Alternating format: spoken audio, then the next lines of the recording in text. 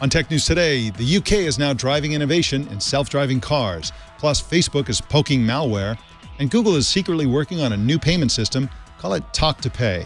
We've got great journalists from Mashable, IEEE Spectrum, and TechCrunch. So stick around. Tech News Today is next. This is Twit. Bandwidth for Tech News Today is provided by CashFly at CACHEFLY.com.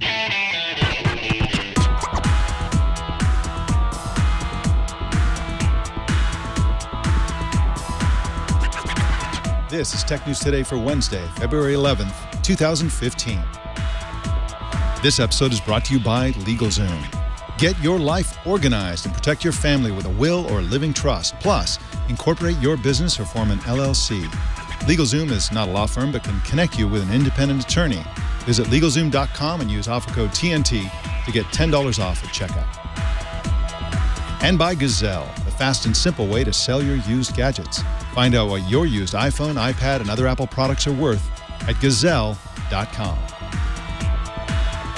Tech News Today is the show where we talk about the tech news with the journalists who report it. I'm Mike Elgan. Our co-anchor today is Mashable Chief Correspondent and Editor-at-Large Lance Ulanoff. How you doing, Lance? I'm good. How are you? I'm doing fantastic. I feel so robbed. We have this toaster here. It's the Twit toaster. It makes Twit bread, puts the Twit logo on it. But I didn't get the Lance Ulanoff edition. Where do I get that? Is that on Etsy or something? Where do I get the Lance Ulanoff toaster? It is one of a kind. It is one of a kind. And I honestly, at this point, I'm beginning to think that thing will appear on my tombstone. Yeah. It has absolutely grown a life of its own. The tombstone should be shaped like a slice of bread, I think. Maybe. I did that story. I'm trying to think. I was just looking back. That story is, I don't know, 7 or 8 months old. Yeah. And we basically heard about this, and they were making toast. They were talking about you could have your own picture on it. And I was like, oh, well, let me talk to them about it. And I'll send them my photo. Maybe they can show me the whole process. And they did. They every single step, you can see it's sort of photoshopped and it's laser cut, because they actually have to use pieces of metal that are placed. Then after they're laser cut, they're placed inside the toaster, and that's basically what heats up and burns your face onto the piece of toast. And then they did send me, they sent me these pictures. What's interesting is that the photo that tends to make the rounds, they sent me that photo, which was just so perfect with my toasted face popping up out of the toaster. They sent that to me. We posted that with the story. Then we also posted there's me unboxing it. We also posted an Instagram or something. And that became the thing. Every day, almost not every day, but every week, I will hear somebody say, hey, they'll say, I saw something on Facebook. Is this you? Or I'll get an email from somebody or a link from somebody. Is this you? My daughter, who's on Tumblr a lot, can't stand this toaster because I keep showing up in her feeds. Because various celebrities see this photo and they're like, why can't I have a toaster like that? Yeah, what it does, it comes back on and becomes viral 2 or 3 times on Twitter. I've seen it at least, see that happen. And, I guess it's better than having your face on a milk carton. What are you going to do? And we should say it's Vermont Novelty Toaster Corp. That's the company, Vermont Novelty Toaster. They're the ones who make this thing. They really seem to be the only people doing this. And they have made it for a bunch of celebrities and a lot of other people. It's not that expensive. The toast, we've made a lot of toast here with it at Mashable. Yeah. It's okay. Yeah. It doesn't toast super consistently, but it's good for a laugh. For the best sort of print, I guess you'd call it, the toast ends up being both undercooked and burnt at the same time, because it's essentially branding the image onto the uncooked bread. Well, all right. Well, you heard it here first. Probably not, actually. Let's get into the top news here.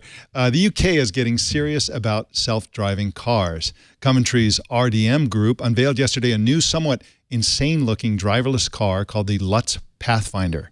40 of the cars will be tested in and around the English borough of Milton Keynes later this year, and the UK government will publish sometime in the spring a code of practice for testing autonomous vehicles on public roads in the UK. Joining us to talk about this and other self-driving car matters is Philip Ross, who is a senior editor at IEEE Spectrum. Welcome to you, Philip.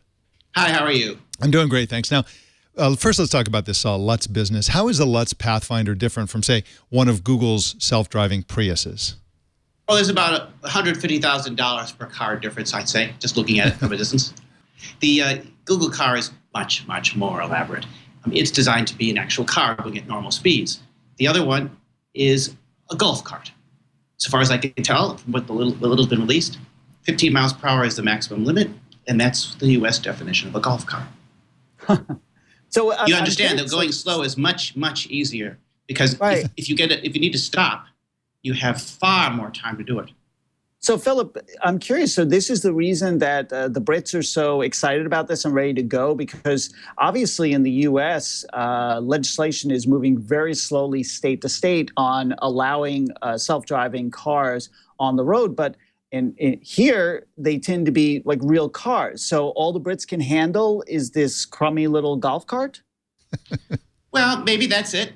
What I think is interesting is how every country and it has its car right now. Everyone's trying to get in front of this parade. The Dutch, the Germans, and the British all made announcements just like this one in the past 30 days. Not exactly like this one, but in the general direction of being the first to have laws and rules and regulations for self-driving cars. There's a bandwagon going on here. Everyone's afraid of looking, old and busted. They want to be hot and new, and this is the way to do it. I think some of these cars here were just put together overnight, frankly. I don't have any respect for them. Does that make sense? Wow, that's so harsh. But so in the Google car works in part because it's mapped every squared centimeter. It's within inches of everything, and it's constantly updated. They keep driving around Mountain View, California for a reason. They know that area. The British, I don't think they have designed to the same specs, which is why they are going under 15 miles per hour. It's not really the same thing. Philip, have you been to Europe? Last summer I was in Germany. I got to try one of the things. So you've noticed that some of the roads are rather narrow, right? So could this be part of the reason? I mean, in Paris, you end up on these tiny little side roads, and even a little bit in London and other places, some of the old cities are not really designed for the kind of driving we do in the U.S. Do you think that's one of the reasons that this kind of vehicle might be more palatable? Well, it's small, if that's what you mean. And I don't know about going slowly. Anyone wants to be able to make it onto a highway. They want to be able to accelerate and pass. I don't think anyone could get from one city center to another, even from one mall to another, without having a little bit of oomph in the car. So this is more a test of concept. They just want to see if it works at all. Nothing wrong with that. Nothing wrong with that at all. It could be, it could be that the UK may beat the rest of the world in actually approving legal, fully consumer-oriented self-driving cars simply because it is so slow and weak and so on, and for limited use. I mean, I think this is for people who can't drive for one reason or another to get them to a local market or something like that, I suspect. Now, Philip, you wrote an interesting piece this week for IEEE Spectrum in which you share the idea that, counter to conventional wisdom, self-driving cars either won't or shouldn't gradually evolve from driver assistance-like features. I've been sort of repeating this idea as well, that, it's going to be gradual. We're going to, cars will get increasingly automated to the point where they're suddenly one day we'll wake up and they'll be self-driving. But you basically wrote about the idea that this is not how it is or will be. Can you talk about this idea? Yes, I'm not saying that's what I think, because if I were able to predict the future, I'd be a rich man right now. I would have predicted it 20 years ago and already have benefited. No one knows how this is going to play out. But the two main theories have been we're going to have evolution to full autonomy, and we're going to have it in one fell swoop. And the reason why you might think you need it in one fell swoop is that the good is the enemy of the perfect. You're never going to be able to get over the hump, the last little bit that separates a car that mostly drives itself from one that fully drives itself, unless you tackle it from the very beginning. That's the theory. There's much to be said for it. Look at airliners. I think you began with that. Airliners are now very heavily automated, and it's been a process that's going on for 30 years. And just yesterday, I believe the government was first first broached the idea of using just one airplane. If you wanted to go to the bathroom, you'd have to get some remote pilot on the ground working through telecom to take over the controls for you. Isn't that amazing? And they're not going to do it for 30 years. They could do it now. They could have done it 10 years ago. That's how slow things are when you put them on evolutionary timescales. If you want it to actually work, you might have to design it from scratch to be totally self-sufficient. Philip, I'm sure you've noticed that self-driving technology or autonomous technology in cars is sort of like this creeping thing in that there are already a lot of cars on the road with a lot of autonomy. It's just that people don't necessarily think of it the way they imagined autonomy would be, that they could park by themselves, that they have anti-lock brakes, that they can stop before you hit somebody, that they're giving you a more awareness of their, situational awareness. If somebody's driving close to you, if you start to go to the left, it's going to beep at you. Do you think that, what will really happen, the more realistic view of self-driving cars for the future is that one day we'll realize that 85% of what our cars are doing is sort of autonomous, and then like going that last 15% might be a little bit easier? Not necessarily, because we've got 95% now with airliners, and they still need a pilot and a co-pilot. Well, they think they do. They're in the air. They're going to drop out of the sky. I mean, this is a little bit different. The airplanes are easier. Airplanes are easier. They were more automated 20 years ago than even the leading car today, the Mercedes S-Class is now. Well, the airplanes certainly have no telephone poles to drive into and bicyclists and pedestrians to worry about until they hit the ground, of course. Yes. Philip Ross is at spectrum.ieee.org, and you can follow him on Twitter at pross356. Thanks for joining us today, Philip. Thank you. All right, in just a sec, we're going to tell you about something really interesting coming from Google. But first, let's talk about LegalZoom. LegalZoom is one of our sponsors today. And LegalZoom is basically a self-help site that helps you save a ton of money and get really great legal services that you can do yourself. It's a self-help legal services, and it helps you get your life organized, starting with protecting your family. It's a great way to take control of your family's future by making a living will or a living trust. And that's, LegalZoom is a fantastic way to do that because, again, lawyers are very, very expensive. And if you want to get your life organized and take care of your business affairs, if you want to start a business, for example, or if you already have a business, LegalZoom can help you form your business and do all the things that businesses have to do in terms of legal stuff like, trademark searches and establishing your trademark and determining what kind of corporation you are and all that sort of thing. And for more than 10 years, LegalZoom has helped millions of people get the personalized attention they need. And of course, if you need legal advice or guidance, they can connect you with an independent attorney in most states because they are not a law firm. Don't wait any longer to organize your life. Go to LegalZoom.com and use offer code TNT to get $10 off at checkout. And for legal help you can count on for your family or small business, go to LegalZoom today. And remember to use the offer code TNT because that'll get you $10 off your order. And we thank LegalZoom for their support of Tech News Today. Facebook announced today a new repository for sharing information about malware. It's called Threat Exchange. Ron Miller is a freelance technology journalist who wrote about Threat Exchange for TechCrunch, and he joins us now by telephone. How you doing, Ron? Good. How are you guys doing? I'm doing great. I don't know about Lance. He's got his face on toast. I don't know about that. So what is Threat Exchange? I heard about that. Yeah, it's a sort of pandemic out there on Twitter. What is Threat Exchange for exactly, and how will this work? Well, what Facebook has done is they've gotten together with a bunch of other large entities like themselves with the idea that if you band together, you're going to be stronger than if you're on your own. And what they're doing is they're sharing threat information, in this case malware, and it's an experiment to see if they work together, if they can, come up with some solutions to battle the malware better than they could as individual companies. And, from just a common sense perspective, that makes a lot of sense. If you think about the old neighborhood bullies standing on the corner. If you were with your friends, you were safe. If you were on your own, you got beat up. So there's a lot of organized activity going on out there. It's not, some pimply-faced kid sitting in his basement anymore.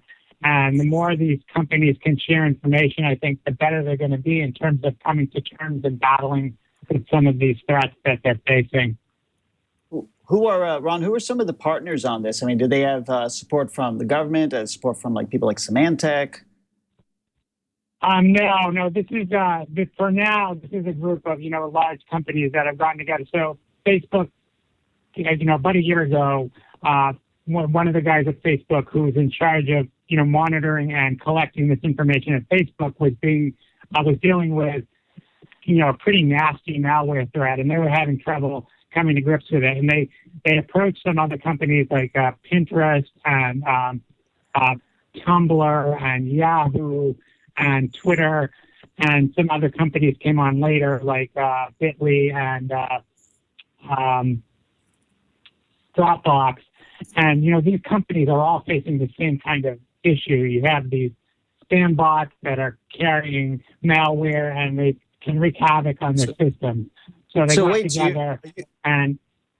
Ron, are you saying that are you saying like frenemies like Facebook and Twitter are cooperating on this? Yeah, because I think that what companies are learning, and this is not. I think this is just indicative of something that's going to be a larger trend moving forward.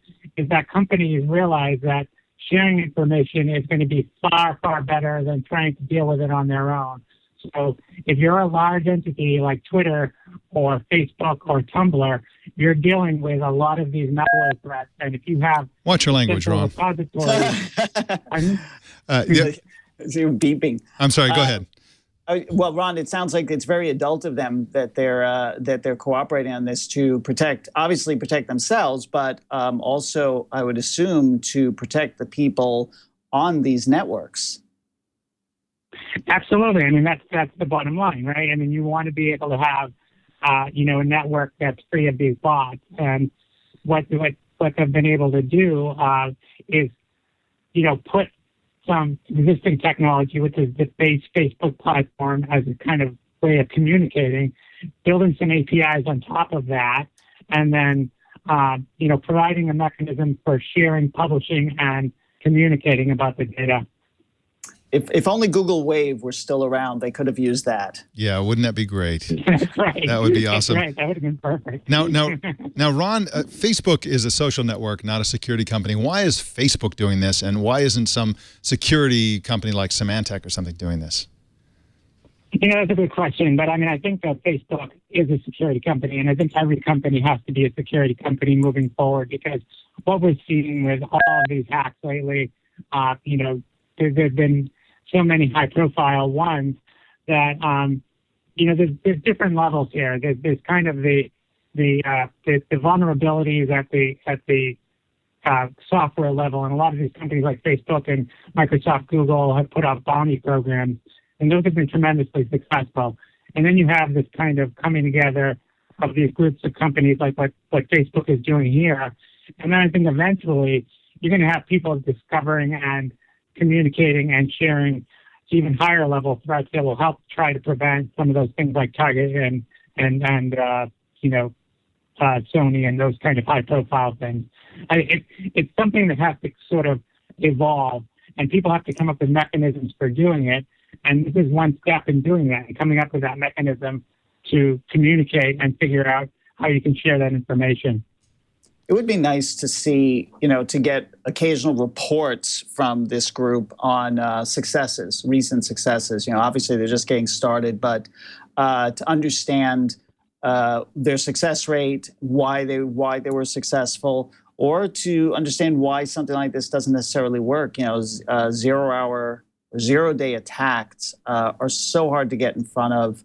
Whatever sort of signatures these people recognize for these bots could be quite different a day later. So I guess for me, I kind of remain skeptical that this is going to make a big difference. But I do think that when it comes to security, breaking down stovepipes is always an excellent first step, because the sharing of information means that at least everybody can come up with the best possible idea, and nobody is in the dark, and the people who are on their networks aren't in the dark. Yeah, and I think that's what it comes down to. I still think, I've talked to several people about this recently, and people who follow security believe that communication is a key factor in trying to combat some of these threats. It's not the only factor. Sharing information isn't going to be the only thing that gets you ahead of this stuff. There's going to be, new ways of looking at security. There's going to be all kinds of, thought and resources put to bear on the problem, and people have to take it seriously. But you made a good point. You said Facebook isn't a security company, but when you talk to people who follow security, they say everybody has to see it as their responsibility to be a security company, and that security has to be built in to what they're doing, or they're going to be in trouble. And there's a whole trust factor involved with your network. There's a whole economic factor involved in protecting your assets. So it's in everybody's best interest to really be thinking about this stuff and talking about it. Well said. Ron Miller is at facebook.com/reporter.ron, and you can find him all over the internet, including on TechCrunch. Thank you so much for joining us today, Ron. Thanks for having me. All right. Pleasure talking to you. We told you this week that Samsung is getting hammered for a smart TV privacy policy giving the company permission to share user voice commands with third-party companies. Now we're hearing that some Samsung smart TV owners are seeing Pepsi ads inserted by Samsung itself into TV shows they're watching. Stan Schroeder is the European editor for Mashable, and he joins us now. Welcome to you. How you doing, Stan? Hey, I'm good. Nice to meet you, Mike, and hey, Lance. Hey, Stan. It's a Mashable reunion. Now, Stan, where are you located exactly in Europe? I'm currently in Rijeka, Croatia. Okay, that's what I thought. Okay, wonderful. I think you may be the first interview guest we've had in Croatia, so that's really exciting. We're breaking boundaries here on Tech News Today. Now, how do we find out about these ads? So what happened is that some Samsung smart TV owners started seeing these ads injected into their content. And as you said, we're talking about like 50-second Pepsi ads, but muted, which makes them weird and even more annoying. So first, there was a report on Reddit from a Plex user who saw these ads while watching his own content. I actually looked into what he was saying, and it seems that he wasn't streaming anything. It appears that he was watching his content from his own media server. And he showed these ads only on a Samsung TV, but not on other platforms such as a tablet or smartphone. And then that was Monday. Some users of Australian cable TV service Foxtel started seeing similar ads. And again, this was only on Samsung smart TVs. So right after that, Samsung Australia released a statement saying that these ads were just an error and that the company had no plans of introducing these types of advertising in Australia in the near future. However, this brings the question, if they're not bringing it to Australia, maybe they're planning for some other markets, and they did not notify anybody about that. So I asked Samsung about it, but I still have not heard from them. Sure is shocking that they have this capability, Stan. That's what we have proof of now, that your own personal content can be sort of stuffed full of ads. And I think we're all aware of, how advertising, people are watching less and less of it over time. So that's kind of something. So I guess since it's a bug, there's no way to opt out of this. It just is supposedly going to disappear from these affected systems. Is that right? Yeah, it seems that this was just like a testing error. Samsung's probably was just let these ads out by mistake.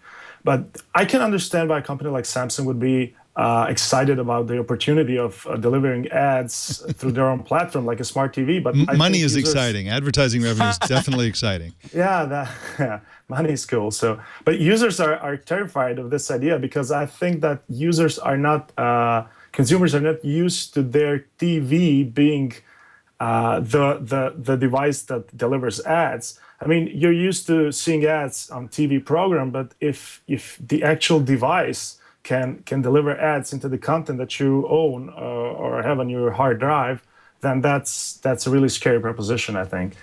I was going to say, it does seem like a fantastic 1-2 punch with Samsung Smart TV's ability to listen to everything you say. As we know, they're apparently listening to potentially private information. So now combine that with an ad network that can go into your private content. I mean, this is, I guess, Samsung conquering the universe or making a series of really embarrassing blunders. Yeah, I mean, Samsung's terms and condition about the voice search thing was put so broadly that it basically says anything you say in front of a Samsung Smart TV can be relayed to a third party, which is even scarier than the ad thing. And then later Samsung backpedaled and said that it's only if you request the voice command search. But still, it's a very, very scary idea. And I think that ultimately this is an issue of trust. Now that we have smart TVs who can do all sorts of things, Samsung needs to be clear about what types of data it can relate to third parties, and it has to have really, really clear terms and conditions about this stuff, because I'm pretty sure that customers won't be happy if anything they say in front of a TV can be sent to some third party without their knowing or being able to opt out of it. It's really making me appreciate how great dumb TVs were. So, but I have nothing against smart TVs. I mean, I like the idea of a TV that is intelligent enough to understand my commands. I just think that Stan is right, that Samsung has to be really careful in wording and has to be really careful with their coding. I mean, obviously they were working on something like this, and then it got out in the wild. There's no way they can say that they're not working on anything like this, because it wouldn't have happened. It's just that we are going to slowly, incrementally get to these really intelligent TVs doing all sorts of things. We just have to decide what we really have a stomach for. That's a great point. As long as they're open about it and give us the option to not even opt out, they should make sure that it's opt-in. Maybe they can give us some benefits for that. Stan Schroeder is at Mashable.com, and you can follow him on Twitter at Frantic News. Thank you so much for joining us, Stan. Thank you. Google has been testing for months a new mobile payment system called Plasso, according to a report on The Information. The service would enable Android phone users to pay for stuff by simply saying their initials out loud, which enables the system to correctly detect which nearby and compatible phone is owned by the person trying to pay. In other words, if you want your friend to pay, then just say her initials. Lance Ulanoff, what do you think about this? This sounds pretty cool, Wait, I think. I'll tell you. Worst idea ever. Using initial, I'm sorry, I don't get, why would you want, I don't want really anything that is spoken used for enabling something as critical as payment. I just don't think that's a very secure or necessarily accurate way to do it. Yes, I have Apple Pay now on my phone. I've also tried out Google Wallet. I do think Apple Pay is easier with my thumb on the device and just a tap. So I'm not saying anything. I'm authenticating myself in a way that's smart and secure. Why would I want to say initials? And also, how did my friend end up paying for so much? I just kept saying their initials every time I went out to dinner. Maybe I'm missing something. Don't get why this is so awesome. Yeah, it's really confusing in a way, because, I've been playing with the Amazon Echo lately, and if two people are talking, which is, that's going to be the case in a restaurant, there's going to be a lot of chatter around probably, then it can't understand what you're saying anyway. So it could be, my personal feeling is that they're kind of freaking out because when Apple Pay came out, everybody realized that Apple Pay is just like Google Wallet, except for you do it in one instantaneous step instead of several steps. Open the app, do this, do that. The other thing with Google Wallet, they have to try to keep up with Apple in terms of convenience, and yet Google doesn't actually make all of the Android hardware. So they can't require all Android phones to have a really good fingerprint reader. Plus, Apple owns the company that makes the really, really good fingerprint readers. The rest of them are those weird, like, slot swipey things that people don't like as much as the simple Sapphire, put your thumb on it and hold it type of operation that Apple Pay has. So I think they're freaking out and trying to figure out a way to make their solution at least as easy as Apple's. Well, to be fair, Apple owning Sapphire doesn't necessarily give them ownership of the reader that sits underneath. I mean, the Sapphire is the excellent glass, sort of glass-like material on top of it. I don't know why Google can't get their partners to make something that works as no movement on the thumb, just a touch and it goes. But this, to me, is the wrong direction. It feels like a stopgap measure. It's going to be the subject, the butt of jokes, I'm sure, because it doesn't. I just keep thinking if somebody's initials are FU, I mean, it's just going to be, and there's really a profane person in the room, and they're paying for, it's somebody else is paying for everything. It doesn't make any sense to me. But it's funny. I've been writing quite a bit lately about mobile payments and Apple Pay. There was Apple's big earnings report, and the how they were talking about the growth of Apple Pay. What I learned after that is, yes, Apple's doing really well in the mobile pay, the touchless mobile pay market. But that market is really tiny right now. Yeah. So for as much of a hard time as I'm giving Google, the reality is it is totally early days. They just need to settle upon the right solution. So with enough time in their hands, I will say directly to Google, this is not the right solution. And Jason just told me in our back chatter channel here that his initials are JC, and if he's standing next to Jay-Z, guess who's paying for lunch? Great point, Jason. Make sure you saddle up to Jay-Z and Beyonce before you buy your hamburger. So, just a quick bit of information. I mentioned Apple's fingerprint reader. That is based on Authentic, which Apple purchased, basically taking that technology away from the rest of the market. We've got some follows for you. First, we've been keeping you up to date on news related to the recent hack attack on Anthem Insurance Company, which affected as many as 80 million customers. Now 10 U.S. states, including Arkansas, Connecticut, Illinois, Kentucky, Maine, Mississippi, Nebraska, Nevada, Pennsylvania, and Rhode Island, have sent a strongly worded letter to Anthem slamming the company for having taken too long to notify customers of the breach and asking Anthem to compensate any victims of scams that result from leaked information. Lance Ulanoff, this is really an interesting development that they would actually say, look, we want you to not only in the future, make sure you notify customers earlier. That sounds reasonable. But they're also saying if any scammer comes along from anywhere to go after these people based on the information that has been breached, it's your fault, and we want you to compensate those users. Have you seen anything like this before? No. I mean, we're trying to... These things that are happening, these breaches are not going to stop. Every company, any place that has data, that has customer data, is going to be under consistent attack. They need to do everything in their power to protect consumers up front. If it's tough because I look, nothing is unhackable. There are no. I don't know what a good description is for sort of an unbreakable wall, a wall around a company and their data. But with enough time and effort, it seems that everybody is vulnerable. But even if that's the case, after the initial breach happens, then it's like, what do they find inside? You look at Sony and what they found in there, and it was sort of basically once they broke through that tough layer, the wall, they were basically in a very open environment. And these companies that have customer data can do a much better job on the inside to help people. So yeah, I think that sort of holding their feet to the fire early will probably compel them to do a better job of security. I think you're probably right. Well, we've got some product updates for you. Microsoft is giving away 100 gigabytes of OneDrive cloud storage free for 2 years to anyone who signs up for the company's Bing Rewards program. Bing Rewards gives out credits whenever you search with Bing or MSN, which can be spent on gift cards, sweepstake entries, or donated to charity.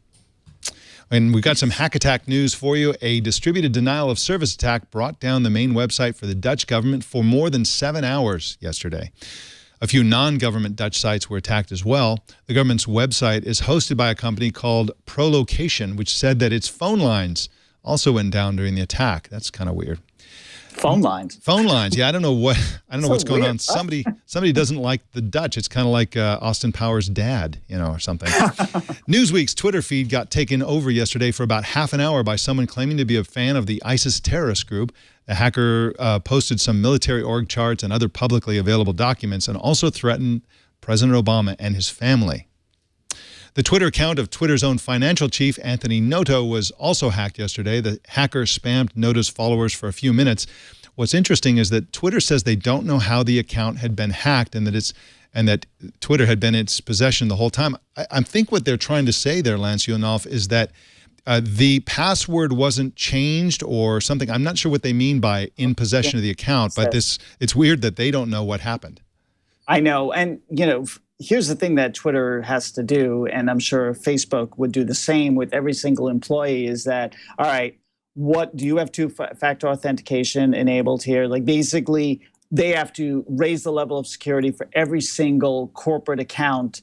So they're not, because this is embarrassing when something like this happens. But I don't understand what Twitter is saying. If the account wasn't hacked, then how is someone posting through it? I mean, it has, that doesn't make it, unless it was in fact actually the person, who owns the account posting through it because it, something had gone wrong. I don't know.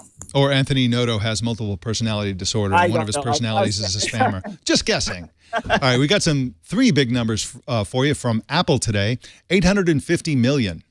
That's how many dollars Apple is paying for solar power from a new California solar farm to cut its energy bill. The power is going to be used for Apple's Spaceship Campus, now under construction, as well as other buildings. Okay, another big number from Apple, $710.7 billion.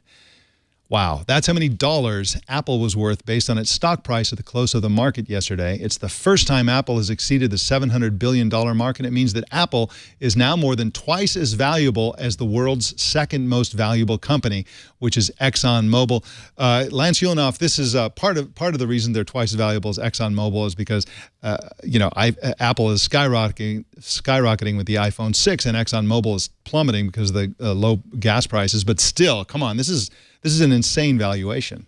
I know, and it's not. You know what? All I keep thinking is, how far away is a trillion? I mean, it is amazing.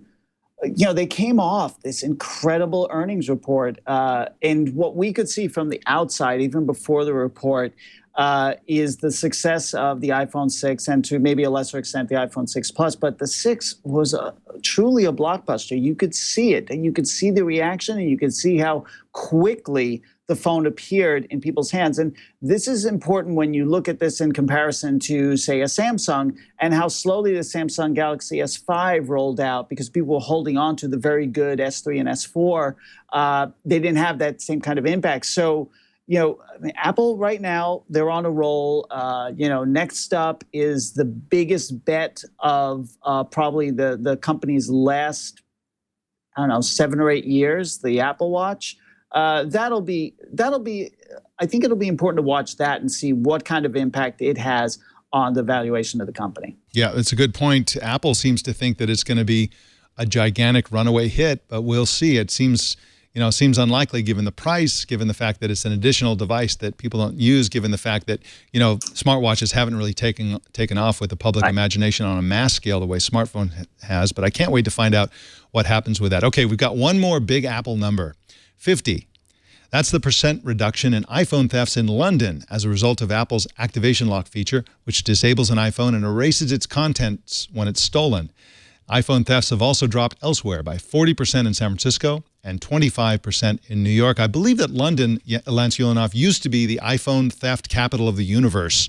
And it looks like that's probably why the reduction has been so great there, because so many phones used to be stolen there.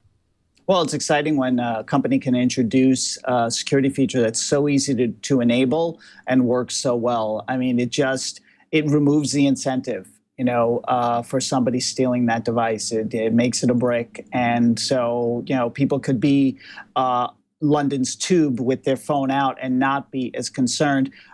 We should also take into account the possibility that more highly publicized news about iPhone thefts over time has had an impact, and people have started to maybe hide their devices or hold on to them more tightly. So, education changes things as well. Or all the crooks already have one. Well, in news you can lose, Google honcho Sundar Pichai yesterday announced on Google Plus the dates for this year's Google I/O Developers Conference. On the conference website, Google placed a subtle icon that takes you to a musical Chrome experience. Jason, can you show us how that looks and sounds?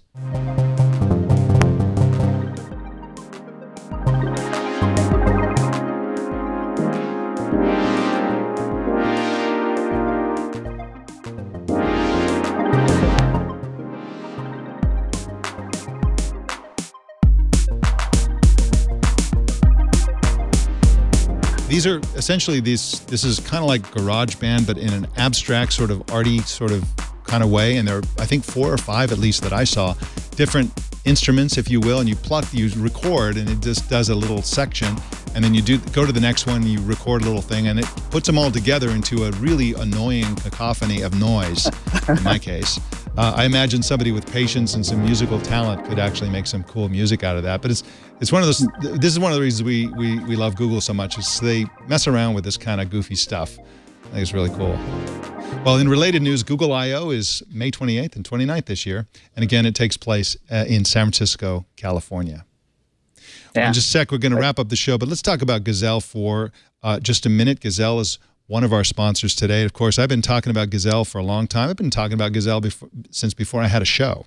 But Gazelle will buy your phone from you, and it's super, super easy to do. You just go to the website, gazelle.com, and you put in the phone that you've got that you want to sell. Now, I know you've got one in a box or in a drawer somewhere, so go get that phone, go to Gazelle, type in what type of device it is, and then indicate its condition, great condition, medium condition, whatever, and then they'll send you a box. You put it in the box, and off it goes, and you get paid fast, real money. And I'm always surprised by how much they're willing to give you for a phone. If you, of course, put it on Craigslist or something, which is always a terrible idea, you're not going to get paid as much as Gazelle's going to pay you. And it's certainly not going to be as easy as selling on Gazelle. Of course, now, they will sell you a phone. You can get a certified like-new device, which is indistinguishable from a brand new phone, but it costs less.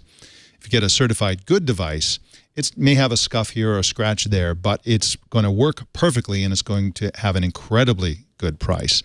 So check out Gazelle, whether you're buying or selling. It's just a great place to buy and sell a device. So find out what your iPhone's worth. Take a minute, go to gazelle.com and find out. Well, our TNT fan of the day is Ed Hands in Chicago, Illinois, who posted this picture on Twitter. Ed happened to be watching episode 1179, which was called Breaking Windows News, but his on-screen dashboard display shortened it to Breaking Wind. How unfortunate. That really is that really wasn't our show title, I swear. Sure it wasn't. Sure it wasn't. But we want to see how you watch or listen to TNT. Post your picture on Google+, Twitter, or Facebook, and use the hashtag HowIWatchTNT, and we will find it. And that, ladies and gentlemen, is the Tech News Today. Lance Ulanoff, what are you working on these days, and where can people read it? Oh, gosh. Well, you can read pretty much everything on Mashable. I'm working on one thing I can't talk about. Sounds intriguing. Gearing up for South by Southwest, going to be heading out to that, working on that. Recently published some stories about a Keurig 2.0, the disaster that was Keurig 2.0 for the company. That might be an interesting read for people. And, we were talking about Google I/O, and I'm hoping they talk about robots. I recently wrote about their Spot dog, which completely creepy, but amazing. So working on that and a whole bunch of other stuff. And yeah, you can always find it also on my Twitter account. That's right. You can find Lance on Twitter at Lance Ulanoff, and also on a slice of bread near you. Thanks for joining us as co-anchor today, Lance. It was my pleasure. All right. Pleasure was all mine, I can assure you. You can subscribe to Tech News Today via RSS at twit.tv/TNT. You can watch us live every weekday at 10 a.m. Pacific, 1 p.m. Eastern, 1800 UTC at live.twit.tv, or on the app or browser plugin of your choice. If you're ever in California, come on in and watch us live. And you can follow us on Twitter at Tech News Today TV. And if you're a tech fan, and I know you are a Tech News fan, come on into our Google Plus community. Just search Google Plus for Tech News Today. We're having a lot of fun in there. And you can follow me personally on Google Plus. Just go to elgan.com, and that will redirect you to my G Plus profile. Send us your thoughts and opinions. Send email to tnt@twit.tv, or call us at 260-TNT-SHOW. Don't miss our evening newscast, Tech News Tonight, at 4 p.m. Pacific tonight and every weeknight right here on the Twit Network. My name is Mike Elgan. Thank you for tuning in. We'll see you tomorrow.